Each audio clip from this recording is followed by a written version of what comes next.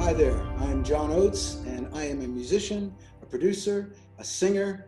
Well, some people say I'm a singer, and songwriter. Today on the show, we're going to talk about all those things, plus bringing up a child, moving to Colorado, making music with Darrell Hall, cool cars, and a philosophy of life. Maybe a crackpot philosophy of life, but a philosophy of life nonetheless. Stay tuned.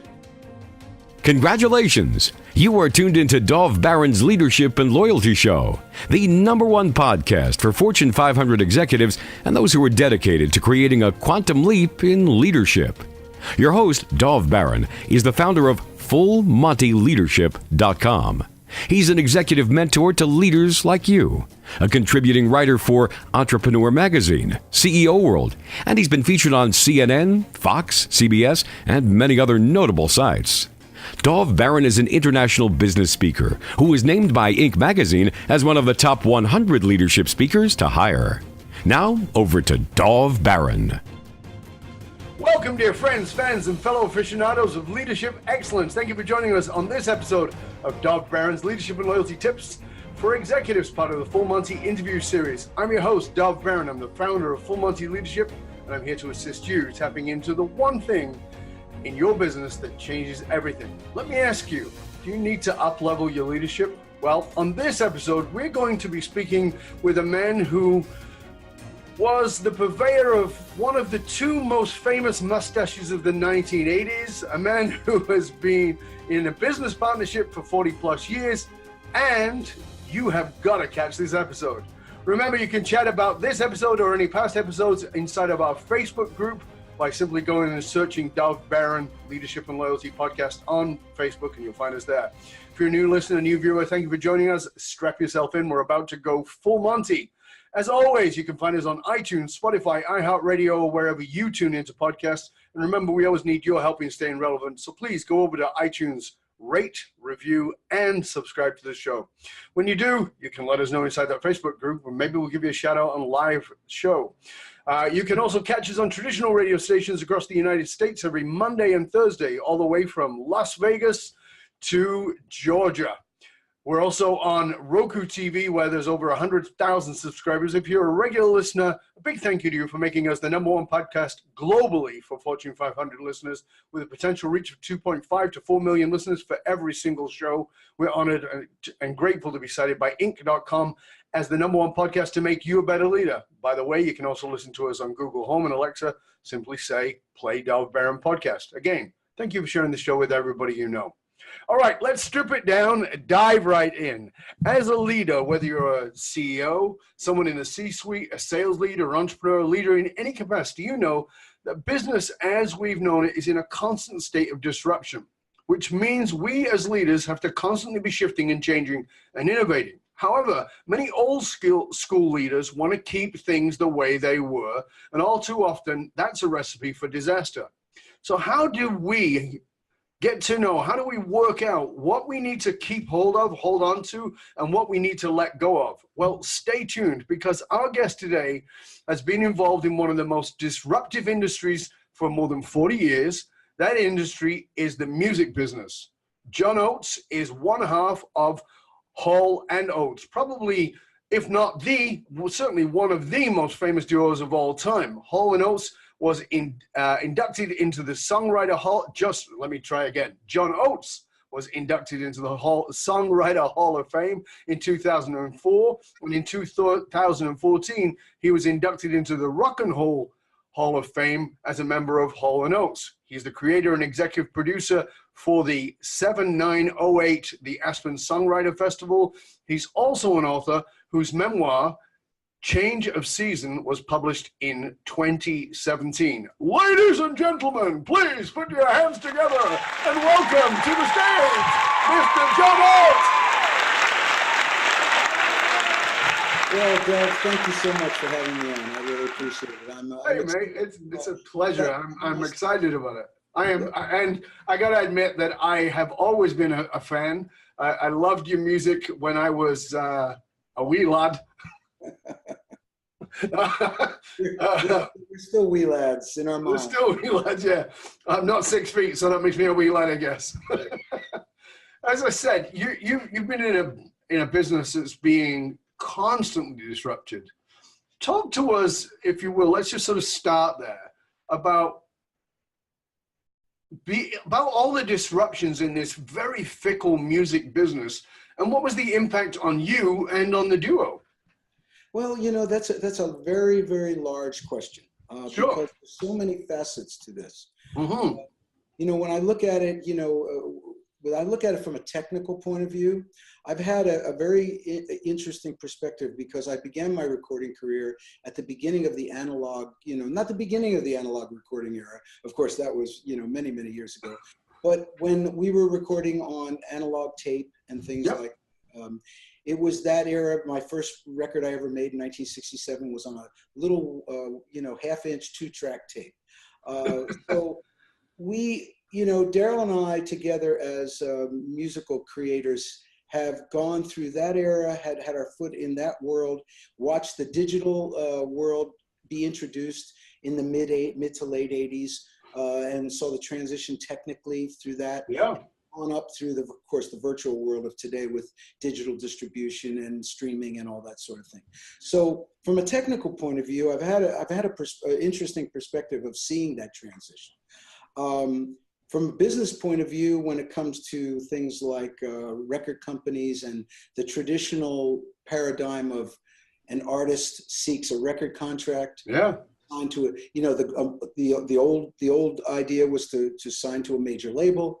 Yeah. Hopefully, the major labels, of course, had a very very solidified system. It was major labels, record radio stations, and distributors of physical. Yep. So it was pretty much a well-oiled machine from the 1940s all the way through basically into the 90s. Yeah. And that began to break down with the advent of the digital distribution and things like that. And a lot of musicians and a lot of business people in the record business had to begin to adapt and figure out what this new world of digital and virtual distribution was going to look like, how they were going to monetize it. And there was a lot of mistakes made along the way on both sides of the fence, on the business side, from the record company's point of view and the publishers, to the artist side, how artists and musicians were going to deal with it. So it's kind of shaking out now in 2000. It's beginning to seek its own level, and people are beginning to understand it and work within the new paradigm. I know that's a lot, but you asked a large question. Yeah, but it is. I mean, because for me, what it all boils down to, like I said, I'm a fan of the music, but this is still a business. And I think people often forget that. They get caught in the entertainment and forget entertainment is a business. Music is a business. And as I said, it has gone through major changes. SoundCloud is now a way to release yourself into the world as an artist. SoundCloud didn't exist, just a few years ago. So this is really a new place, and it's interesting that I'm seeing. I was reading a thing just the other day on some very famous rappers. One of them, I think, is called Gucci or something, who was released on SoundCloud with a song that is, and now it's really interesting because you remember that. I do too, but when music came out, when there was records, they wouldn't play a song over 3 minutes on the radio. And then eventually you ended up with Bohemian Rhapsody, which is an interesting loop for us that we can pull back into in a bit. But you had Bohemian Rhapsody that broke all the rules around that and made it much longer. People forget Papa Was a Rolling Stone, which was also a lot longer. But the major song that made it was Bohemian Rhapsody. And now with SoundCloud, they're rolling the songs under 3 minutes because of the attention span, and they get paid out on how often things are played. So it's a very interesting thing for me, is that I always see this in business. There's certain things that loop back. Yes. Have you noticed that? Absolutely. You're 100% right. It's, if you look back on, say from the 1960s, in the early 1960s, it was all based on singles on AM radio, what we call pop radio or top 40. Yeah. And you were correct. Songs did need to be short because they wanted to cram as many commercials in as they could and play as many tunes as they could. As the late 1960s, we went into the late 1960s, early 1970s, you had the advent of FM underground radio, which began to play longer album cuts. They would do. They weren't so tied to this rigid format that normal AM radio was tied to. FM and pirate radio. That's right. And they were doing longer tracks. They were featuring entire albums at some point. DJs, felt had more creativity, but it was really reflective of the times. It was, of course, it reflected the times. Now, as you said, you have many ways to release music now, and you're not tied to here again, I'm repeating myself, but the old paradigm of trying to sign to a record company. Right. You don't really need a record company anymore. New artists today are releasing their records in many formats. They're releasing them on YouTube. They're releasing them on SoundCloud. They're releasing individual tracks on Spotify to be streamed and so forth, Pandora, whatever. Yeah. Services. So I recall way back in the mid 1980s when the CD technology was beginning to be developed. Yeah. There was the president of CBS Records at the time was a guy named Walter Yetnikoff. And I remember him distinctly saying he was totally against the CD as a audio format because he said it's essentially a master recording. Once we release this to the public, they have no need for us anymore because they own the masters. Right. And that was the beginning of the end, really, and also the beginning of the fact that these major labels and the traditional music business didn't understand the concept of the internet and didn't co-opt the internet and create their own digital record stores. Right. Before, of course, iTunes took over. Yeah. Apple. Well, this is an interesting thing, isn't it? I mean, in business generally, is that, again, as I was saying at the beginning, that we hold on to the old and we're terrified of the change. But listen, face it, change is coming. You don't have an option. You can fight it all you like. You can be a Luddite to the situation, but the truth of the matter is change is coming. So the best thing to do is to get ahead of it. Now, in the context of that, you also have been in this incredibly long partnership, and partnership can be hard. I mean, there was Lennon and McCartney, and then there was Yoko, right? You and Darrell have been, you've made 21 albums together, I think it is. You've sold over 80 million units. You guys are one of the most successful rock and roll bands ever. You've had 10 top 10s and 20 top 40s, and you've toured the world for decades. How have you done that? Again, there's all this disruption, and it's a fickle business, and people want it, people don't want it. Nobody wants to listen to Darrell Hall and John Oates anymore, except for wedding singers. And now everybody wants Darrell Hall and John Oates again. So there's that fickleness, and there's the partnership. And I've said for years, please understand, I mean, I talk about this a lot in my work with companies, is if you are in a partnership, it's a marriage. And you may be married to somebody else at home, but at work you're married to this person. And sometimes it's a multiple marriage if you've got a band or you've got 3-4 partners, whatever it is. Talk to us about that part of it, because with all those changes, those are other pulls at this marriage, I'm sure. It's a very unique relationship. I like, the reason Darrell and I are considered to be the #1 selling duo of all time is I'm in a sense, and I say this a bit tongue in cheek, but, we win by default because no one can stay together as long as we have. Exactly. So there's one, I think, but we have a very unique relationship. I think it has, and it's a hard question to talk about because it's very complex, but we met as teenagers. We met right out of high school. Yeah. We both had separate individual bands. My band fell apart, his band fell apart, and we gravitated toward each other. We obviously found something in each other artistically and also in terms of friendship that we kind of grew up together. So once we began our formal partnership in 1970, we struggled to do what I had spoken about earlier, get the record deal, go on tour. Sure. All the things that were the traditional ways of making it in the professional music business at the time. So in the course of these many years that have gone by, we've dealt with the ups and the downs, the business problems, the personal issues. we've dealt with them together. Not, we're not joined at the hip necessarily, but in the early days we were, because it was kind of us against the world. But we began as friends with no real goal other to make music together and see where it took us. I think had we gone on into this partnership with a some sort of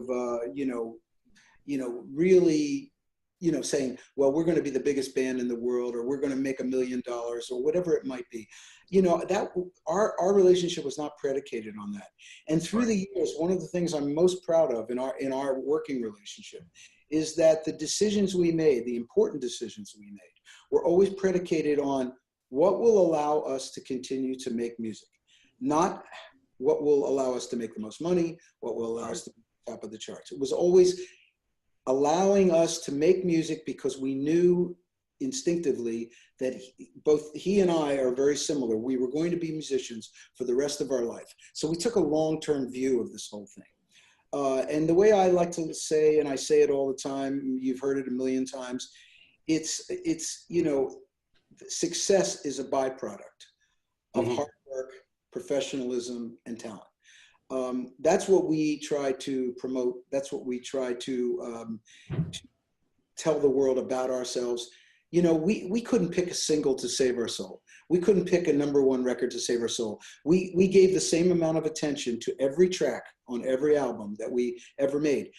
The record business, the world, radio, there was a consensus somehow or another that this particular song was going to be the one that they wanted to put to basically ride off into the sunset on and put their money, promotional money behind. But Darrell and I never picked singles. We never, even the biggest songs that we had, the Private Eyes and the Man Eaters and the Sarah Smile and She's Gone. Those songs were album tracks that became successful because someone or, the world at large believed in them. So, that's been our philosophy throughout the whole thing. And so there's something interesting in there, in what you say from a business point of view, from a leadership point of view, in that it's like you guys knew your strengths and you didn't try to control what was not your strength. Is that correct? We being a duo, we have an interest to hear again, yet another level of that. We have a lot of individual strengths and we have a collective strength. Right. And I think we both realized that it was important to maintain our individuality in the context of how we were going to work together. If you look at our albums, and people might think this is a subtle point, but I think it's a very important point. If you look at our albums, every album says Darrell Hall and John Oates. There's not one record that we've ever made in our lives that says Hall and Oates. We don't look at ourselves as a two-headed monster, as this, unseparable, entity. We look at ourselves as two individuals who work together. And that has given us the ability over the year, as the years have gone on, to do individual projects, to be individual producers, make our own solo albums, make our own TV shows, do whatever we want, but yet still come back together to the thing that we did together, the legacy of music that we created together, and celebrate that as well. It's interesting because you brought up something there that you've touched into it, or was going to come into later, but it's a fit now. And that is, I was actually speaking to another musician I interviewed recently, who is a business person and runs a business, but is in a famous band and is the frontman for that band. And we talked about being the frontman of a band, being the first name, being the person that they most want the autographs from. And he talked about, and we talked about leadership, and he talked about something that I found interesting, which was the leadership versus the theater of leadership. And I thought it was a very interesting point in that, the front man who is often the prettiest man, who is often the most glamorous or whatever it might be, or often is the voice, as in the singer, but not necessarily the writer, is the person at the front. And to the public, it's often lost how collaborative things are. And I think that this is the case in business, in leadership, that often we don't pay attention. What was that like for you? Because Darrell is, he was the tall, blonde, blue-eyed guy, and you know, you were the mustache for a long time, and I'm going to come to that in a minute because I thought it was quite funny stuff, and I'll tell you about it in a minute. But well, Dove, I have to say that I've been called many things in my life. Calling Darrell the tall, blue-haired, blonde, fair-haired boy, and me the mustache. That's kind of interesting. I like to think I was a little more than the mustache, but I want you to understand that I do not see it that way, and I never did. And I said I'll joke about it in a minute, but you know, but I think there's just perceptions, you know. Of course, the perception is obvious. Darrell Hall is an immensely talented person. He's an amazing songwriter, amazing singer, and instrumentalist. He does it all. I do it all too. Mm-hmm. As time went on, Darrell's voice became the signature sound of the group. Right. Very similar in a way that Mick Jagger is the front man and singular sound of the Rolling Stones. Yeah. But there's a Keith Richards, and there's other guys in that band doing absolutely that are supporting that. That's basically how this works. I think one of the similarities that Darrell and I have is that we grew up listening to the same kind of music, the same type of families in small towns in Pennsylvania. We have a very, very strong bond in our common musical vocabulary. Mm-hmm. But the other strength, which is hidden and not quite so apparent, is that we are completely different as people. Right. Could not be more different. And when I say different as people, not only in our physical appearance, that's just a thing. That just happened as it happened. But we have different strategies on the way we lead our lives. Mm-hmm. We have different approaches to how we envision our personal worlds. Right. And those those different approaches and those different strategies do not conflict. They are totally separate, and they coexist, which parallel worlds. Very interesting dynamic. It's very hard. I think people are fascinated when they, at how duos work. Yeah. I think they're more fascinated about a duo because it's a very focused dynamic between two individuals. Absolutely. Rather than an entire band where you have multiple personalities, multiple issues. So that's really how it works. We don't get in each other's way. I think we're smart enough and sensitive enough to understand when either of us needs something or something is particularly important.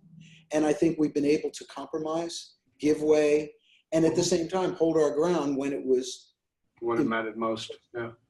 So I think it's very unique, very unique. Yeah, like I said, it's interesting, and the reason because now I want to flip it the other way, which is also it's easy to see the front pretty men as the front pretty men, and ignore the talent. You know what I mean? So that's the other side, and I'm really glad that you brought that up. That I think that people don't realize that this is a partnership of strengths.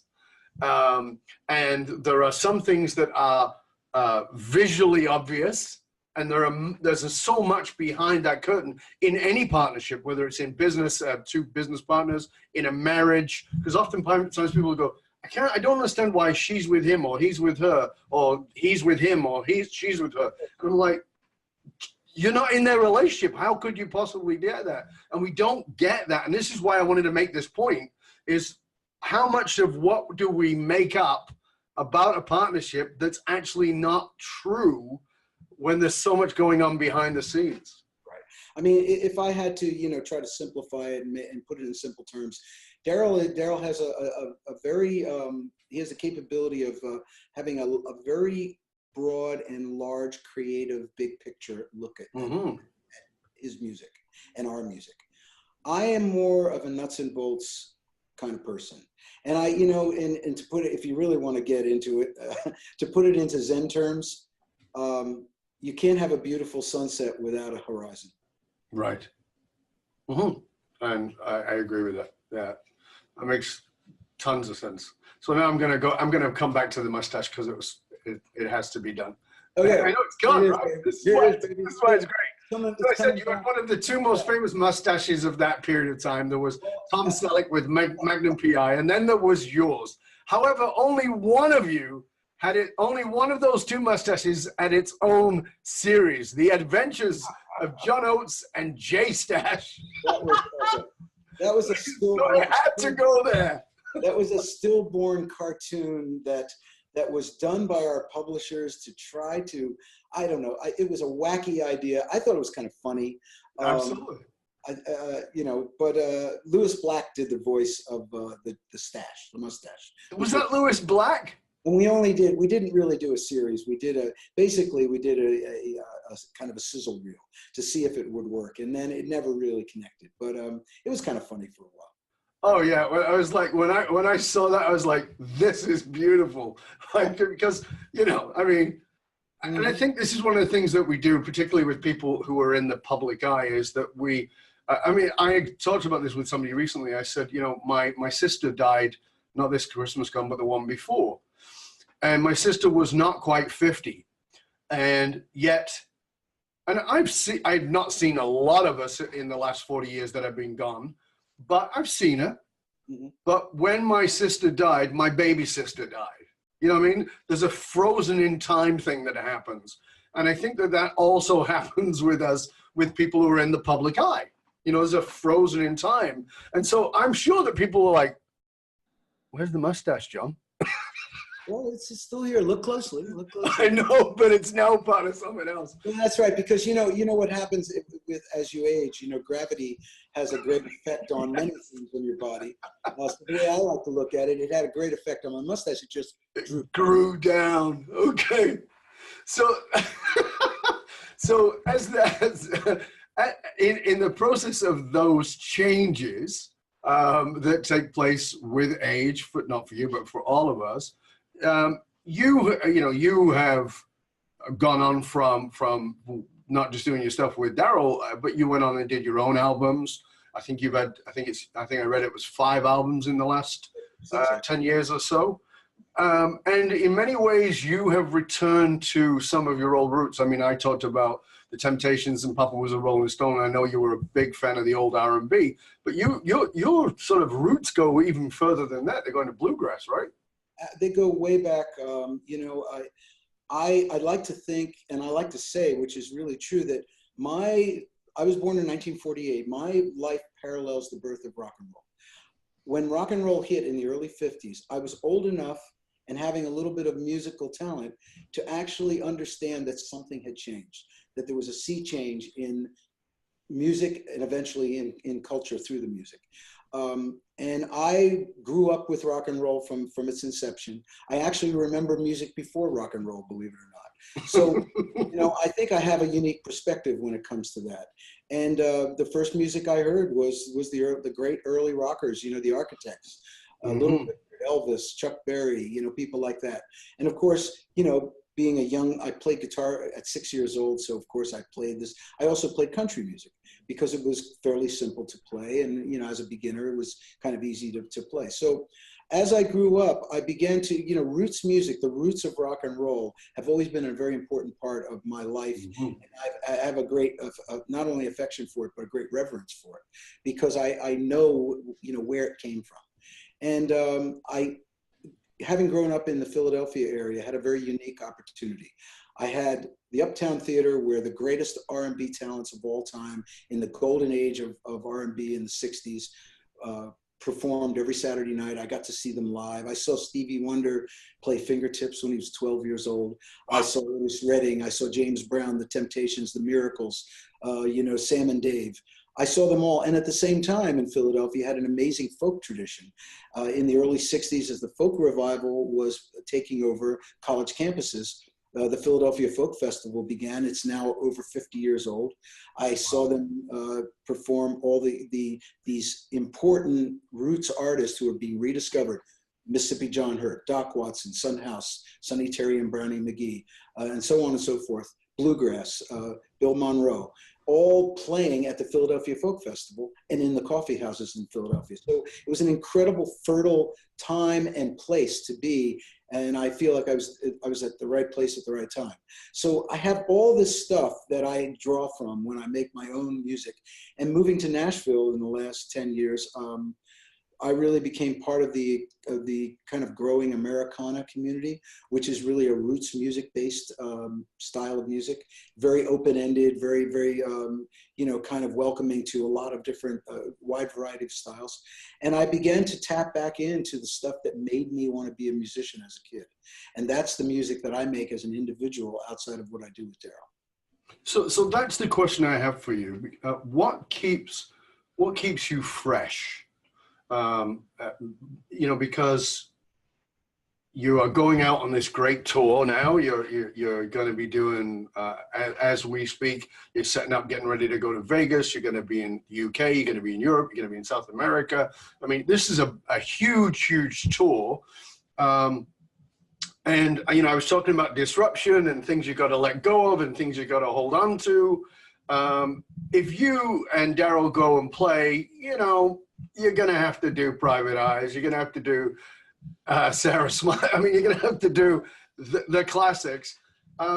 What keeps that fresh? Because I would imagine, and I'm not saying it's true, I would imagine that it would be easy to go, geez, this again?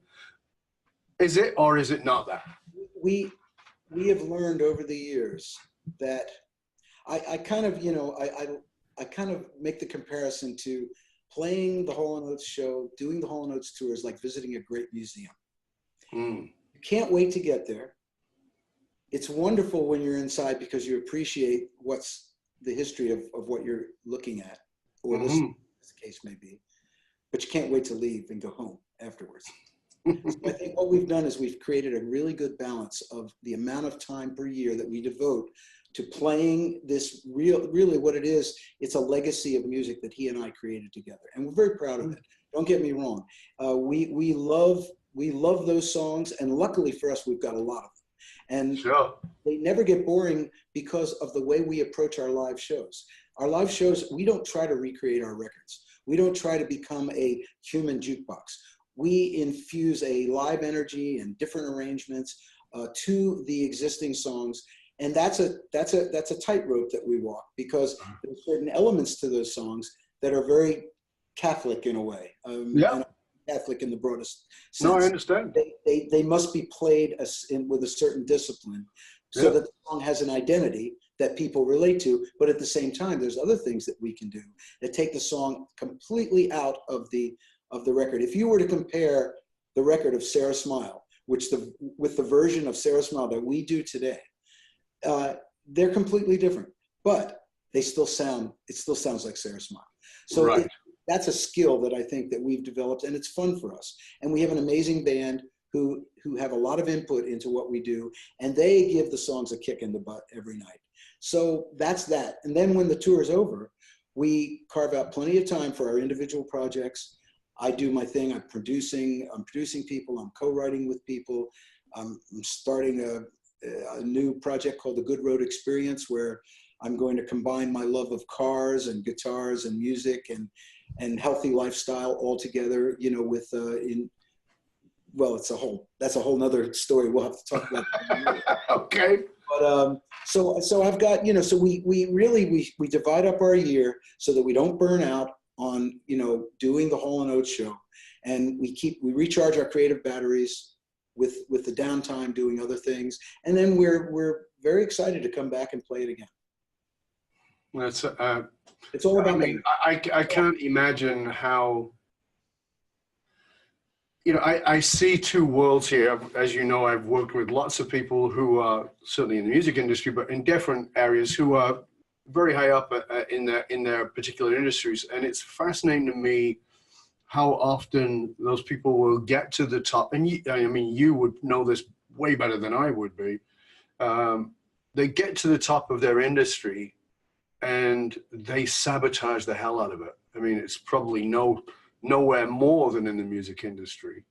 What do you think stopped you and Darrell going off the rails? I mean, you can't speak for Darrell, but you can certainly speak for you.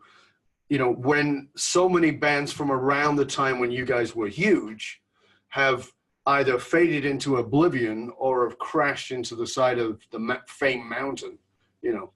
Well, you know, we didn't fall into a lot of the pitfalls of many musicians in terms of drugs and alcohol. of course, we've had our fun and ran around the world, crazy pop stars in the 70s and 80s. Don't get me wrong, it was a lot of fun. But you're not professing that you were priest-like in your time. Oh, no.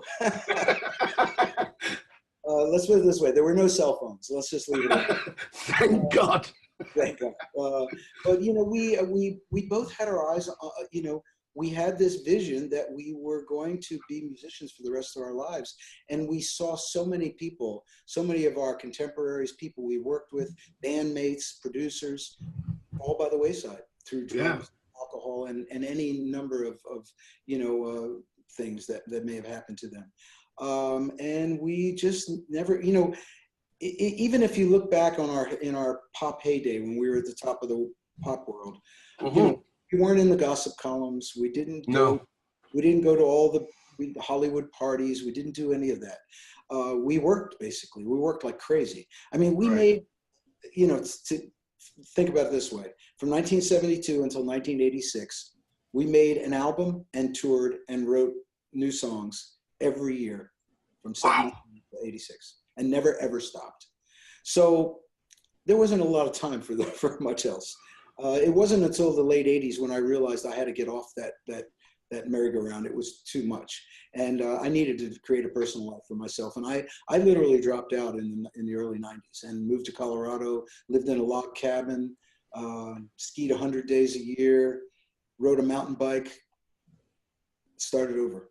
So tell us about that. Tell us about that moment of decision, because that's an important point, I think, for people at the top of their game. I think that often they get so embedded that they end up going from being deeply passionate and purposeful to being just completely burned out. And it can sour the very thing that is, the fruit of your soul. Well, I guess I'll throw in a little advertisement for my book. It's detailed, in my book, all this stuff. But I'll just give you a quick, anecdotal situation. It was the late 80s. I was getting divorced. I'm separating, about to get a divorce. Our manager, because Darrell and I weren't touring, had moved on to greener pastures. We were kind of rudderless when it came to the Hall & Oates thing. And for my personal, I had a financial upheaval. And I was basically financially, completely reckless. And but it wasn't even reckless. I just actually didn't know what I was doing. And I didn't have a real sense of what I owned. And, it was kind of I lived the life of, if I wanted something, I wrote a check and bought it. I didn't really think about where the money was coming from, or because the money was flowing at such a crazy rate in the 80s. The go-go 80s weren't the go-go 80s for nothing. And there was so much cash floating around. And if I wanted an airplane, I bought one. If I wanted a collection of antique, vintage cars, I bought them. House in Connecticut, two apartments in New York, blah, blah, blah. I don't want to, I'm not talking about that. But what happened was I got called down to Wall Street to our financial people at one point. And this was during the divorce and when the manager had left. And I was, politely informed that I was cash poor, as they like to say. Yeah. I had a lot of stuff, but I didn't have any real cash. Wow. After that meeting, that was a very sobering meeting, to say the least. And I jumped in a cab going back to my apartment in Greenwich Village. And in the back of the cab, I got a pain in my chest. And I thought, this is how it happens. I'm going to die in the back of this cab. And it was, luckily for me, obviously I'm still here, it was anxiety. But I didn't know what it was, and I thought I was really having a heart attack. I walked into my empty apartment because the furniture was all gone because I'd given most of it to my ex. The TV, the apartment was depressing. It was a bed, a TV, and a coffee pot in the kitchen, basically. Right. And I knew at that point I could fold, I could, give up, or I could fight. And I elected to fight. And my version of that was I began the very next morning to sell everything I owned. 2 apartments in New York, a house in Connecticut, an airplane, many cars, And I generated a bunch of cash and I moved to Colorado. The only thing I kept was a little condo in Aspen, Colorado.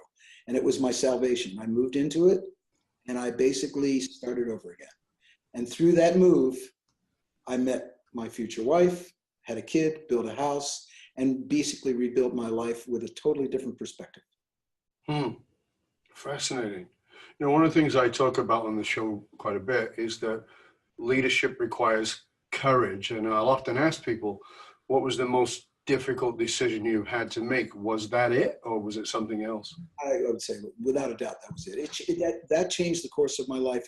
Music no longer was the only thing in my life. It became part of my life that I could, have a much, I had a much better balance and perspective. And plus, I was living in Colorado. I left the East Coast where I was brought up and lived my whole life. And my friends were skiers. They were mountain climbers. They were mountain bikers. They didn't care about my pop music career. All they cared about was, could I hang? Could I hang in the deep powder and jump off a cliff? And sure. Could I ride 100 miles on my bike? That kind of thing. That was really, and that just was a breath of fresh air for me, and literally and figuratively. Well, I'm sure it was. One of the things that I see all the time, and a lot of the clients that I work with privately will often complain, and we're seeing, I believe, an epidemic of this, in that people who are extremely successful are also extremely lonely because they're seen in that element only. You're seen as John Oates of Darrell Hall and John Oates. You're seen as the movie star. You're seen as the even the YouTube star now, whatever it might be, as opposed to as the human being. And I can imagine that it must have been very refreshing in many ways to suddenly discover, oh, I am more than that identity. Because like you said, you were in that from being a kid, and you guys were not famous. That would be a gross understatement. You were massive anywhere. And I imagine even walking down the street would have been difficult because you were so, now we would say your brand was so strong. Mm-hmm. So to find yourself in this different world where people are not even asking about it, they're just going, dude, it's fresh powder. You coming? That's right. Exactly. It must have been very refreshing and very connecting. Did it bring you home to your soul? Yes. It was the greatest thing I ever done for myself, the greatest gift I gave myself. And I didn't know how it was going to turn out. And honestly, I owe a lot to Colorado and my experience in the mountains, and I'll never forget it. And even though, we still have our house there, we don't live there full time, but there's a spiritual energy in the mountains that you can never find anywhere else. And even though we live in Nashville now, and I love Nashville for all the right reasons, there's still a certain part of my soul that will always be in Colorado because of what it gave to me. Yeah, because it allowed you to return to center again. That's very cool. Now, you talked about growing up in small places, and growing up in the music, and then of course the fame. And the 70s and 80s were very different times than today. A lot of what our generation learned about what it meant to be a man, to say the least, was unhealthy and often very destructive. You talked about being divorced and getting married again and having a son. What is the most important lesson you were able to impart to your son Tanner as he was growing up? Well, my wife is wise beyond her years. And I remember one day when we got our little ranch in Colorado, we were out there working in the field, fixing the fences, whatever it might be. And I was kind of gearing up in my mind to go back on the road with Darrell. And everything I had done on tour prior to that had been the boys club. And my wife said, if you're going to leave, this thing's not going to work. The same thing's going to happen to you that happened to you last time. She goes, I'm going with you, and we're taking our baby with us. Wow. How old was your baby? 5 weeks. Wow. And we got on a plane. She had some serious cojones. She said, look, we're going to travel as a family, or we're not going to, or this not, there won't be a family. Fabulous. And, it was hard for me to process that and come to grips with it, but I said, okay, you know what? I've done many things at this point now that are completely outside my, my old frame of reference, and I'm going to do it. So we took our son on the road, and I'm going to get to your question. Sure. We ended up homeschooling him from birth, basically, Wow. until he was 13. When he decided he wanted to go to a real school with real kids, and he had enough of the road life. But during that period of time, one of the proudest things I have as a parent is that I was with him every moment, pretty much from the time he was born until 13 years old. We experienced everything together. We traveled the world together, and we became very close. And even though now he's grown up and he's become a man and lives in a different part of the country, I think there's an unshakable connection now between us. And, right. One of the things I always said to him was I wanted him to become an independent thinker. That was my goal for him. If I could give him it, first of all, I realized he did not have any musical talent, which was fine by me. But I realized he had a very kind of inquisitive, analytical mind. And I thought to myself, this kid's going to be a scientist. Really? And that's what he ended up being. I never pushed him in any direction, gave him the opportunity to play every instrument in the world. They were sitting around the house. He never took to anything. But every time we'd go for a hike, we never got more than 20 feet before he started picking up rocks, looking underneath it, putting things in his pocket. And I immediately recognized that there was something else happening. And so, as we traveled the world together, I just made it a point to make sure he thought about things, and that he was very careful about what he said and how he said it. And one of the things I always told him was never use a word if you don't know what it means. And as time went on, he would hear people talk. We would discuss words that people used and how they used them. I was an English major. I was a journalism major. So I have an affinity for the American language. Very astutely put. Sorry. I couldn't help myself there. And so that was one of the things. Just being close with him and letting him be the man that he would eventually become. That's very cool. It's interesting because when I speak to people who are from a particular industry, it's very often that they push their kids towards that, or they polarize it, which I will not. I'm an actor. My kid's going to be an actor, or I will never allow my child into show business. And none of that really says be you. I didn't care what. I used to make a joke with him as he got a little bit older, when he started going off to a regular school. I said, don't worry about flunking out, son, because there's always a black t-shirt and a bunk on the bus for you. And I think that scared him so bad that he said, I do not want to be my dad's roadie. Forget it. College. I'm going to college. I'm going to study hard because the only other option is I'm the roadie for my dad's band. Screw that. It's college or the road crew. Take your pick. Yeah. What is the dream that you hold as a father for Tanner? Well, exactly. Nothing has changed. I want him to be. I want him to continue to think analytically and independently. I don't want him to be a follower. I want him to be a leader, and he is a leader. He's right. He's a born leader, and this was in him, and hopefully we allowed it to come out. It wasn't anything that I take credit for. He's very mature for his age because he spent his entire youth around adults. And I remember one funny little anecdote when he finally did go off to middle school in 9th grade. He went to a boarding school.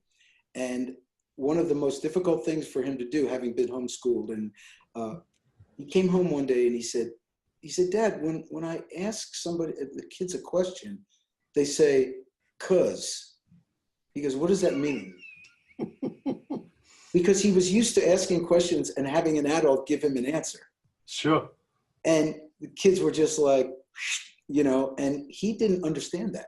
He literally didn't understand how kids communicated at that age. because he had a large vocabulary. He had a very wide, he had a worldview. Yeah. He'd been to all around the world, and as I said, he was with adults. So that was one of the hurdles that he had to get over when he finally did go to a conventional school. What do you think has shaped your philosophy as a human being? Because I know you're a well-read man. Our friend in common has shared that with me. That you're well-read. You are a philosophical thinker. I mean, you talk about your son being a scientist. Well, really, isn't that what a journalist is? It's the nature of inquiry. Science and journalism share that. Good journalism and good science share that. They share what I refer to as healthy skepticism. Our common friend is one of my favorite healthy skeptics. People said, he worked with you, really? I was like, oh yeah. And wasn't he skeptical? Absolutely. My favorite kind of people, because it means you don't just accept or absolutely reject. It's like, well, I think this is bullshit, but let me find out. So what shaped that philosophy for you, John? Well, I think I was brought up my parents were good people. They were salt of the earth type people. We weren't wealthy by any means, lower middle class, but they provided me with everything I needed to become a musician because they recognized I had musical talent. And I think that, I was very grounded. My parents stayed together their whole lives. Unfortunately, my mother passed away a few years ago. My father's 95 and still kicking and doing well. Wow. Hard to believe. He's incredible. And I just, I'm very grounded. As I said, I didn't have a lot when I was growing up, but I learned how to work for it. I believe in hard work. I believe in people. I believe in, on the spiritual side, I believe in the eternal validity of the soul. I believe that the energy that makes us who we are goes on. It never ever ends. It's something that may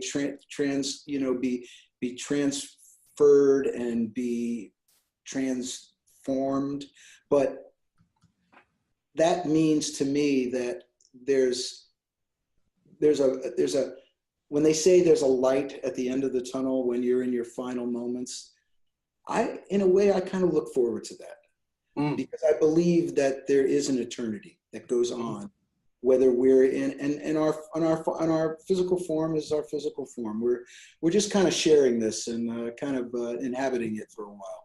So I like to look at it that way, and so I'm just I want to experience life. I want to enjoy good people. I want to be kind as best I can, and I want to be creative. That's a pretty darn good life. It is. I believe that the best people in the world, it's what I believe. It's not the truth. It's just what I believe. I believe the best people in the world are the people, they're kind and they're generous and they're loving and all those kinds of things. But one of the things I know about them for sure is the best people I've met are all committed to growth. They have a growth mindset. They understand that they're not there. There is no there. And I think it's really important. And particularly, it's very likely my own grandson will listen to it. He's a musician, right? That he'll watch this show. He's a musician in a band and is, done pretty good and etc. And I think it's easy for someone like that. And, and I'm using him as an example because you're in the music industry, to look at somebody like John Oates and go, yeah, but you're that. And I think it's very easy for us to look at leaders. I know I face it. People say to me, yeah, but Dov, you got out and you've spoken all over the world. You've written all these books. You know what? There is no there. There's a commitment to growth. So if I may, let me ask you, as a successful person, as someone who's at the level you're at, what are you still working on within yourself? What is it that you're evolving or focused on as the next level of your evolution, what you're trying to grow into? I think trying to be more tolerant in general when I come upon situations and or people that might not always agree or be in line with the way I think, and trying to see it from their point of view. I think it's important to try your best to step out of your shoes and into their shoes if you can, and try to be as objective about why they may be acting or saying or doing what they're doing, because it's there's something behind it that we can't understand because we're not them. And if we can just try to be a little bit more sensitive to that, I think that will help us all. And Lord knows, in this world that we're living in today, we all need to be able to try to be a little bit more understanding. It's very difficult, but you know, you got to keep trying. You can never stop. Yeah, one of the things that I like to remind myself and others of is anyone doing anything is doing it for a good reason, according to them. According to them. Right, and that's an important thing to remember, because if you remember that, you can have compassion. Because, you know, and the example I like to give, because I'm married to a brown girl, I'm in that world like you. I've traveled and lived in a lot of different countries. I've been around a lot of other cultures. And one of the things I like to give as an example is that if you grew up in the United States in, you know, right where you are, right, in the south of the southeast, and you grew up there in the 1950s, it would not be unusual for you to be a child in the 1940s and 50s to think that black people are less than white people, because that's the milieu, that's the environment you live in. And until you get out of it, until you get exposed to something else, it's not racism, it's indoctrination. There's a vast difference. There's the conscious choice of that, and the willingness to say this person's being a dick, not because they are a dick, but because for whatever the circumstances that I'm completely unaware of that are making them a dick. And maybe it's momentary.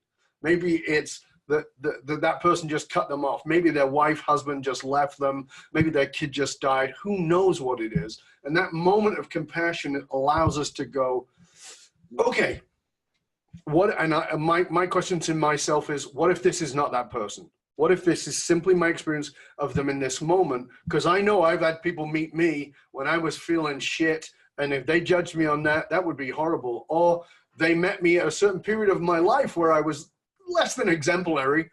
You know, I feel like, I'm not sure. Like you said, there was times when we were glad there was no cell phones.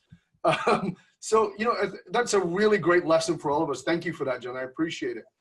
And it kind of brings me into this next question, which is, in a world where today people are very often terrified to offend, what is your bravest opinion? Wow. I know it's a question you probably not got asked. I've never been asked that question. Yeah.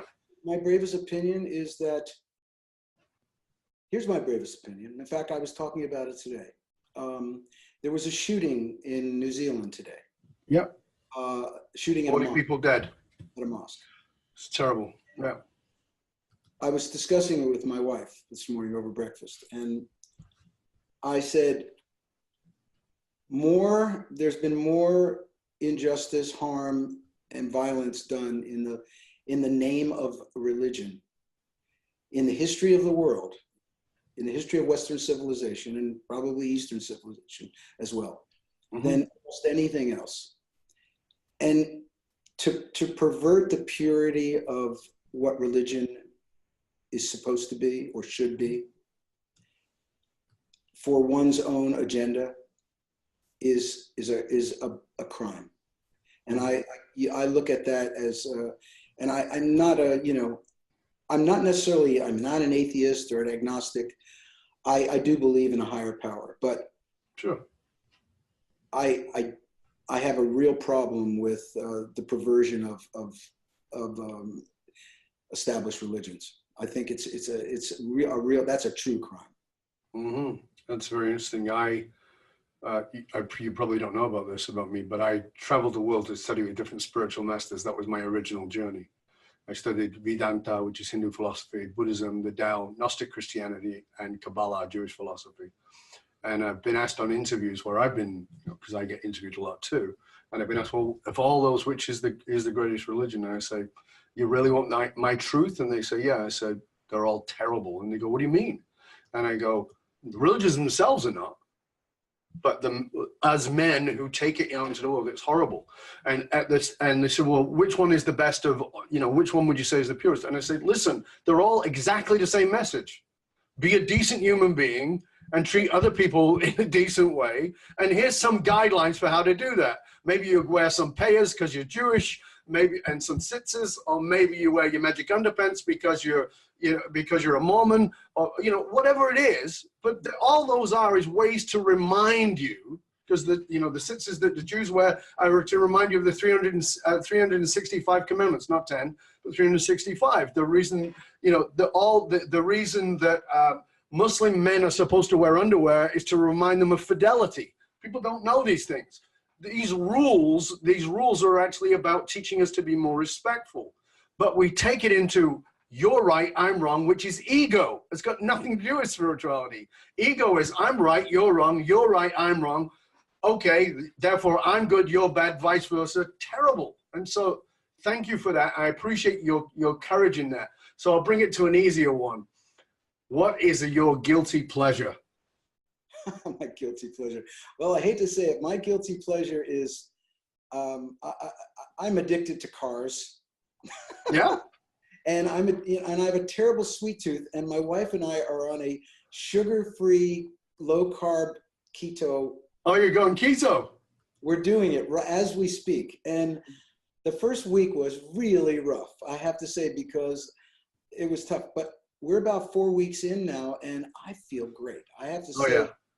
It's really changed, and I thought maybe it wouldn't be so dramatic, but physically I feel good, and I'm not. My mind isn't clicking after dinner. Do I need that piece of dark chocolate? Do I need that piece of pie? I've kind of broken I've broken the evil hold of sugar for a while. Yeah. I hope I can stick with it. Oh, I'm sure you can. I've been keto for about 2.5 years. And it's changed my sleep patterns. It's changed my focus level. It's gotten rid of a lot of things that I had problems with. Just gone. It's wonderful. But I'm still addicted to cars. But I was going to say, there's no restriction on cars on the keto program. Well, so what's the car, John? Well, I just had an amazing experience of collaborating on a build of a 1960 Porsche Cabriolet that I had built by a guy named Rod Emery of North Hollywood. He's an amazing guy, and through the process of collaborating on this build, we became friends. Amazing family man, an artist, a really interesting person, and. To be honest with you, when the car was finally finished, which was just recently, I had a terrible bout of depression because I thought, I can't call him every day and discuss what the carpets and where are we going to put the mirror and where are we going to. I mean, it's been a real joy to have this incredible experience with him. And he made a joke. He said we can always build another one. But it's interesting as we're finishing up here. You just said something. What you're doing is showing that part of you that is a collaborative person. Just like with Darrell Hall, John Oates, it's the same with this guy with building the car, that actually you are a partner guy, that's part of your collaborative nature. And that is probably something that really feeds your soul, is to have that. Yeah, I love the art of collaboration. I do a lot of songwriting here in Nashville, and I love, it's a fascinating thing to make something from nothing. And absolutely. Pick the brain of a creative individual and see what motivates them and what moves them emotionally to be able to try to express what it is they want to express. It's fascinating. It is. Thank you.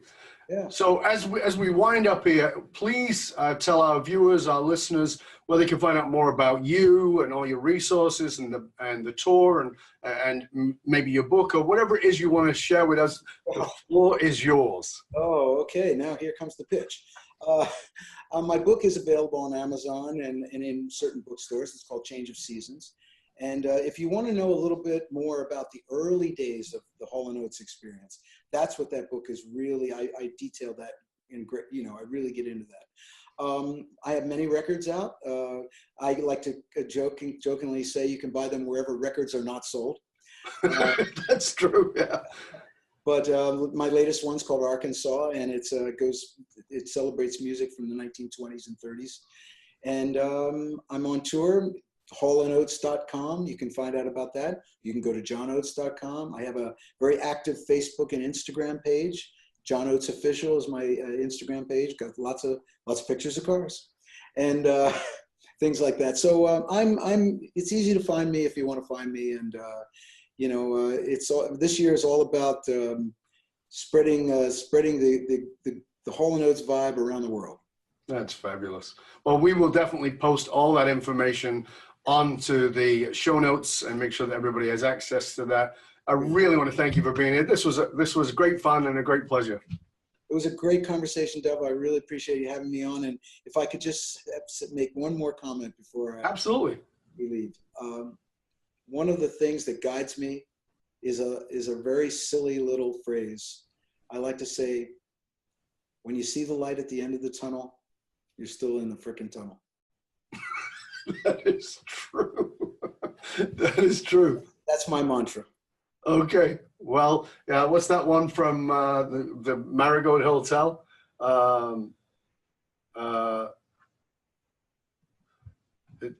Something about it's not over till something about it not being done till it's done or something. But it's the same thing, right? I love that. Yeah, that's a very good point. If you gotta look for the light in the tunnel, you're in the tunnel. It's okay. Good. Still working. Still moving forward. Still in process. Fantastic. Thank you, John. Thank you for being with us. I hope you'll stay with us to the end. And I just want to ask you to do one thing, and that is this. I want you to tell our audience one piece of practical advice, some practical guidance that you would give them in the context of what it is we've been talking about. Think before you talk. Same as you taught your son, Tanner, right? Think before you talk. Thank you so much. Thank you. We really enjoyed having you here. It's been an absolute pleasure and truly an honor. Thank you so very much for being part of the show and for everything that you shared. And as I said, we will share in the show notes. And I want to say to you, dear listeners, that as always, information is worth the hole in the donut. Transformation comes from the application of what it is you've learned. So don't just listen back, take some notes and see what you can apply into your life, into your business, into your leadership from today's show. You can find out more about hiring me, Dov Baron, as your speaker or strategist by going to fullmontyleadership.com/consulting or speaking, fullmontyleadership.com/consulting or speaking. Be aware that the research consistently shows that even the fastest growing companies face a challenge of spending a fortune attracting, training, and developing top talent, and only to have them leave at an alarming rate. If you're sick of training and developing your talent only to have them leave before you get your ROI, then come talk to us at fullmontyleadership.com, where we provide the essential leadership skills to rekindle and amplify the hidden loyalty assets inside of your organization by tapping into purpose. fullmontyleadership.com, because you can't outsource authenticity. And also you can remember to go to the matrix.fullmontyleadership.com. You don't need www, just matrix like the movie, .fullmontyleadership.com. Get your authentic leadership matrix self-assessment tool. It's valued at $197. It's absolutely free to you. I want to thank you for sharing the show with everybody you know. Until next time, stay curious, my friend. Stay curious about what you need to keep, cherish, and respect, and what you need to let go of in order to evolve into the kind of leader that you can be. I'm Dov Baron. I'm here to assist you tapping into your deep greatness to reach that next level of clarity, focus, purpose, and profit in your business, your life, and your leadership impact. And I am out.